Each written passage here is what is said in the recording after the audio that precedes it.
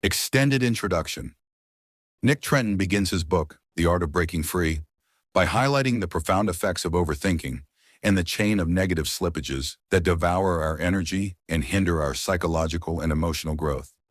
The author emphasizes that the goal is not to eliminate thinking itself, but rather to control and direct it to serve our true goals, while providing practical tools for breaking free from mental captivity. Chapter 1. The Nature of Overthinking and Negative Cycles. In this chapter, Trenton explains how normal thinking turns into a harmful pattern when it becomes stuck in an endless loop of questions and assumptions. The slippage mechanism. A person begins with a simple question in their mind, such as, "Did I do the right thing?" and then branches out into alternative scenarios or imagining potential negative comments from others. Physical effects. The author links overthinking to increased levels of stress through the release of stress hormones like cortisol, which leads to insomnia, muscle pain, and digestive disorders. True story.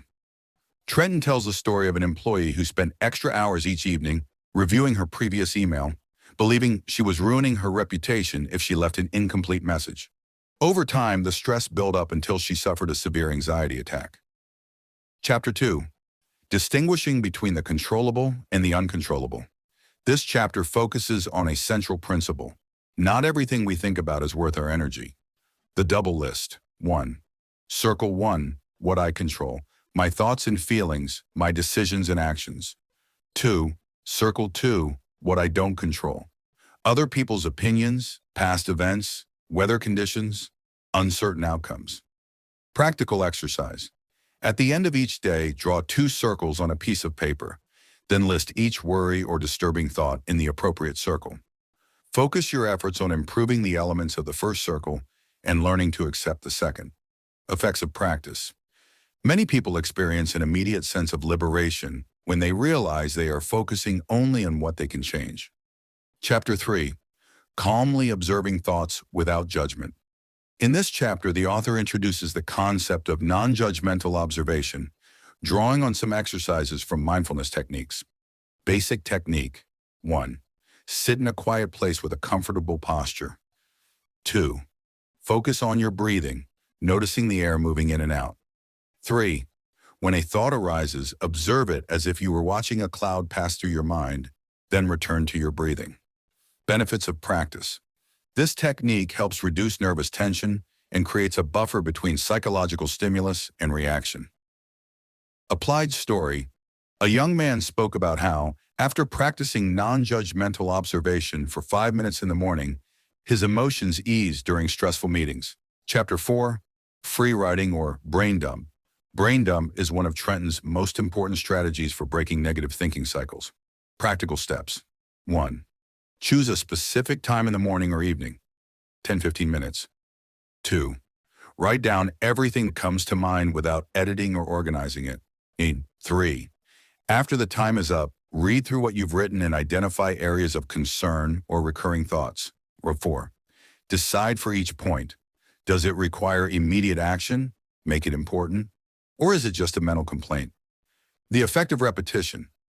Daily practice helps reduce psychological load and establishes the habit of looking at problems more clearly and then dealing with them. Chapter 5.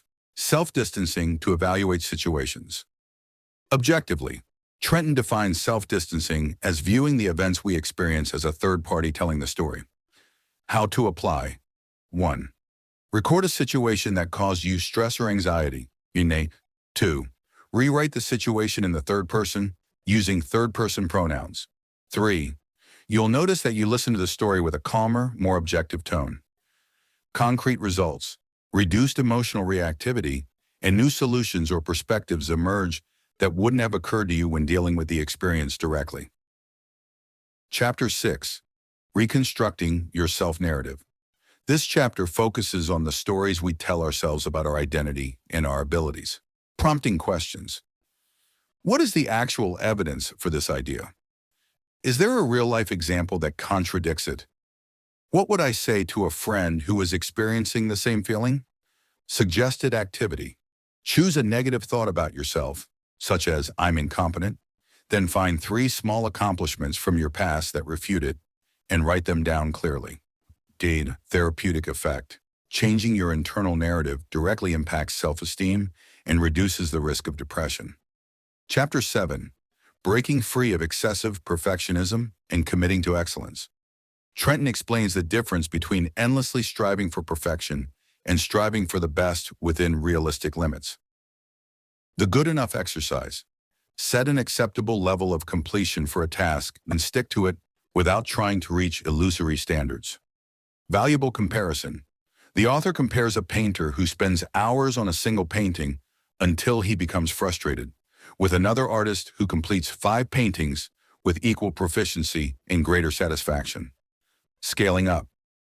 Results: when you are content with completing tasks that are good enough, your completion rate increases and your chances of procrastination and delay are reduced.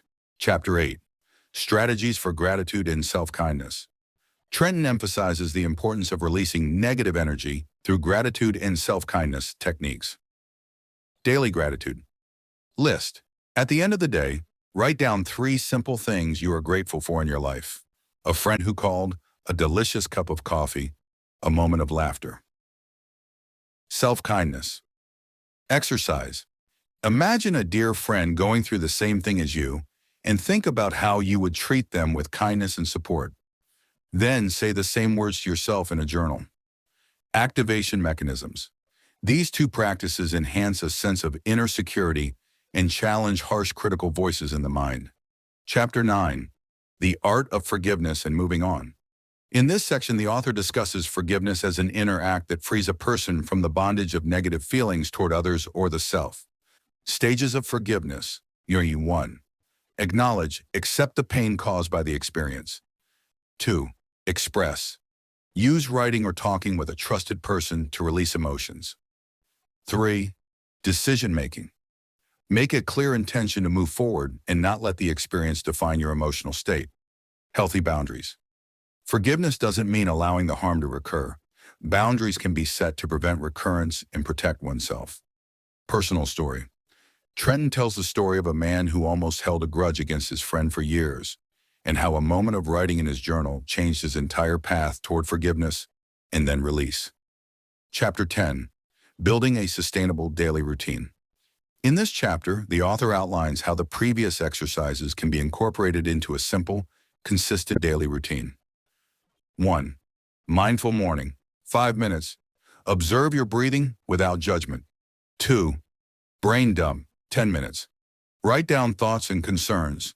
3. Realistic priority list. Choose 3 key good enough tasks to focus on. 4.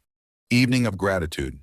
Write down 3 reasons to be grateful and repeat self-kindness phrases in front of the mirror. 5. Breathing exercise. 4. 7. 8. Calms the nervous system before bed. Enhancing conclusion. Nick Trenton links these practices to creating a true mental space that allows one to live in the present with full awareness, free from the cycles of overthinking and its negatives. He emphasizes that liberation from these cycles is not a goal that the reader completes in a single session, but rather a gradual path in which discipline and conscious habits are built day by day, until emotional and psychological freedom becomes a permanent way of life.